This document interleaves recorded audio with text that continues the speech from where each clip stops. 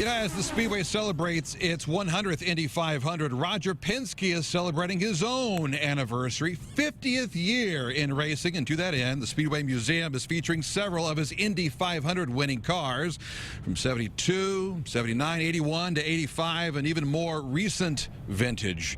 It seems Penske's place is definitely victory lane at Indy. And here's the thing, Roger has so many winners, they're literally spread throughout the country, including Scottsdale, Arizona. And tonight we find out that at 79 years of age, well, RP is still wheeling and dealing in so many ways. Get down to business here. They're going green next time by 10-4. Be nice and smooth here. Clear by 5-6. Clear by 7. Roger Penske isn't exactly all talk. He leads an organization with over 5 decades of history, with more achievements than any other in the sport, and with a one-of-a-kind museum in Scottsdale, Arizona. This is fabulous. Called the Penske Racing Museum. A far cry from when Martha Penske stood as her husband Jay took a young Roger to his first Indy 500 in 1951. You ever wonder, if that doesn't happen, does any of this happen? Well, I guess, you know, it's like any other boy when he's 14 years old and your dad is trying to take you to do something to keep you out of trouble. I guess he took me to Indianapolis, and quite honestly, I got into trouble, didn't I? Well, it was the reverse. Yeah. Look what it started.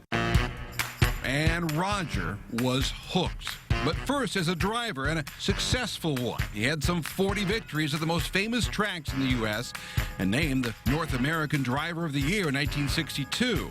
But 3 years later, he was forced to turn down an offer to test a Clint Bronner car at Indianapolis, while he pursued another goal of owning a car dealership in Philadelphia. more important was the fact my dad was retired at that point, and I needed $50,000 to help, you know, buy the dealership. And I remember going to Pittsburgh with him. We drove to Pittsburgh, and he took that money out of his savings account. He said, "Look, if we lose it, I'll go back to work." So I had a pretty, that was a time in my life where I had to realize I was committed to what I had to do, so there was no more racing. You don't look back and regret that decision at all? No, I think that Mario Andretti, who took the test and said to me, he's had a great career. There's no question. And you're saying it worked out well for both of you then? I would say that both of us ended up in the right spot. The cars look pretty much the museum personifies the Penske pursuit.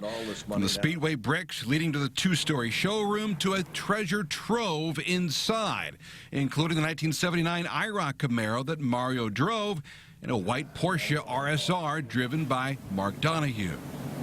You know, this is an amazing car. This was the first car in IROC. Yeah. It was the one that won the first race. And guess what?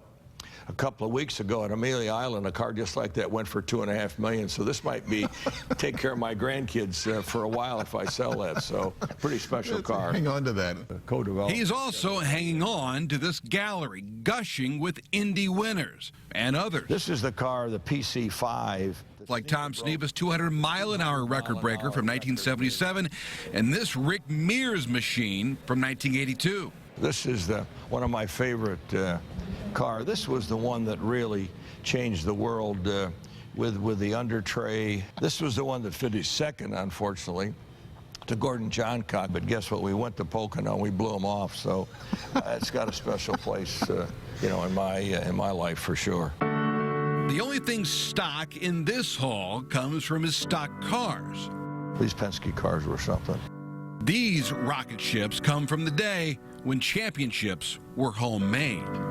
We had the benefit, you know, for many years of building our own cars, and we just didn't buy something off the shelf. Is it harder now because everyone essentially has the same equipment? Well, there's no question. You start with the same 7-iron. It just depends how you hold it and how you swing it, I guess, but and who's swinging it. But Penske knew early Indy wasn't a hole-in-one. He first arrived as a car owner in 1969. We realized it was going to take a complete team effort, and the job probably wouldn't be done for at least 3 years. In fact, it was his 4th 500 when he won with the late Mark Donohue. When you bring on Mark Donohue, how key is that to the growth? He was fully dedicated. He was an engineer from Brown University. He wanted to race. He was technically very savvy. And we just came together as almost like a family. Do you feel like you have a good eye for talent in racing? I mean, you think of the drivers that have driven for him. My goodness. It's a who's who. Well, I think that, drivers make teams, teams make drivers.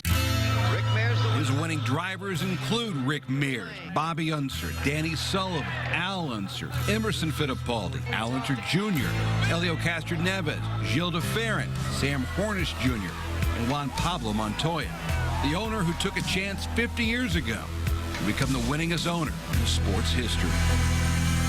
What was Plan B if that didn't work out? Well, I was really, Plan A was that I was a Chevy dealer. So racing was Plan B. I saw racing as something that I love to do myself. I saw it as a way to build our brand. And there's no question as we built the team and we've seen it integrate within the company, for so many years, it's been a real asset. And quite honestly, I think it's been a competitive advantage for us. Roger takes his cars out for an occasional spin. This was the pace car for 72 when Mark Donahue won the race. This might be the car I need to drive back and forth from the hotel this year. Maybe it would be my good luck charm.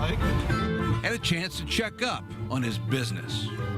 Maserati and Ferrari, Land Rover, BMW and Mini. You and Porsche go back a while, don't you? Well, we race Porsches. I race Porsche Spiders. We've got Audi, Jag. We have Bentley. We have Rolls-Royce. We got Bugatti. In the Ferrari dealership, can you get me a deal? I can get you a deal for sure. You're from Indianapolis, I am so from we can Indianapolis. get you one. Fantastic. This is what I like to hear. We tour his nearly 60-acre super complex packed with 5,000 cars. Look at this. Paparazzi. Morning. It's great. Morning. Morning. Just last year, his 340 franchises around the country sold 430,000 new and used cars. When you started that one dealership, now look at all this.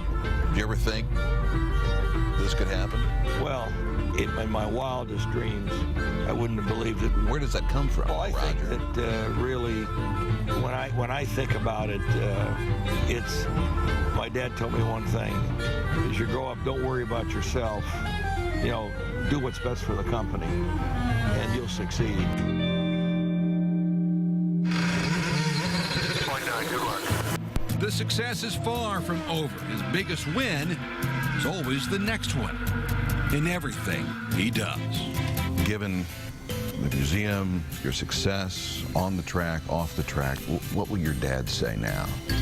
Well, I think when he sees what we've done here, I've tried to provide an environment where people can fail in some cases, and also cases where they can succeed. And I think that's the kind of person he was. He dealt with integrity. He was a very hard worker, and he supported his family. And that's what I hope he feels I'm doing today.